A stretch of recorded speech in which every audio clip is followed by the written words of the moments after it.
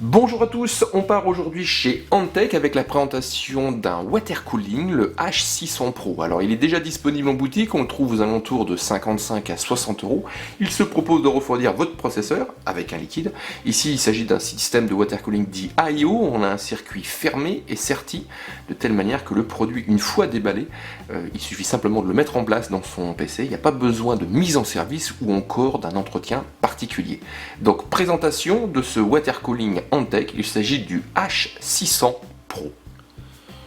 Le H600 Pro est donc un water cooling, c'est signé Antech, il est actuellement disponible en boutique, on le trouve à un tarif, on va dire, relativement accessible, entre 50 et 60 euros. Donc si vous n'êtes pas trop au fait de cette technologie-là, il s'agit d'un water cooling IO, donc on utilise un liquide pour refroidir le processeur. On a un produit qui se base et qui s'architecture autour de deux parties. Donc sur la gauche vous avez un water block et sur la droite vous avez un radiateur équipé d'un ventilateur. On va peut-être attaquer tout de suite au niveau du water block. Donc on parle de water block puisqu'on a une structure qui va prendre place sur le processeur à l'aide d'une base en cuivre que vous avez ici de belle facture.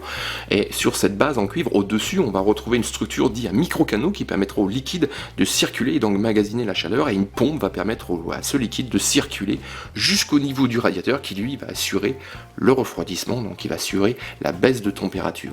Donc ce système, base plus micro-canaux, structure à micro-canaux plus pompe, se nomme donc un water block. Et ce water block, comme on l'a vu tout à l'heure au niveau de l'introduction, est rétroéclairé avec Antech mise en valeur, ce qui permet visuellement de savoir si il est actif ou pas. Il se présente avec une forme rectangulaire, dans l'ensemble le produit est très bien fini, avec une couleur noire dominante, et on a un revêtement très très lisse au niveau du radiateur. Il y a un petit rappel donc, de la marque, vous avez ici, Antech, sur le haut, de belles factures. Les deux éléments communiquent à l'air de deux tuyaux relativement souples, comme vous pouvez voir, donc au niveau de la mise en place on n'a pas eu trop de difficultés, et on a une longueur de 315 mm.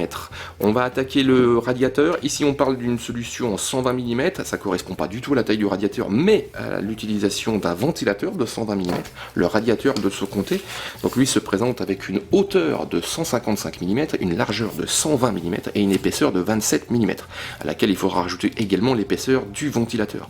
Donc là, regardez bien la technique de votre boîtier, si sa mise en place ne pose pas de soucis. Là également, on reprend la structure et le design donc, de la base que vous avez ici, avec une forme carrée générale. Et on remarque également, donc ça c'est un peu commun à tous les water cooling, ici on a un radiateur à ailette, à structure dit à forme sinusoïdale, donc ce qui va permettre d'augmenter au maximum la surface d'échange thermique. Par contre, cette forme ne favorise pas du tout le passage de l'air, donc il faudra utiliser un ventilateur capable de pousser l'air avec une certaine force.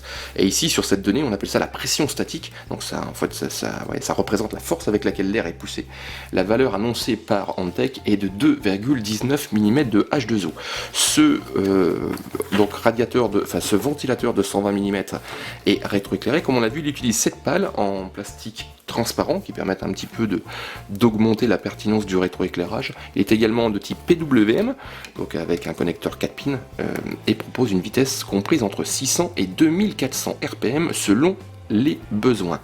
Il est également accompagné d'une mécanique lui permettant de pouvoir déplacer un volume d'air maximal de 134 m3/h.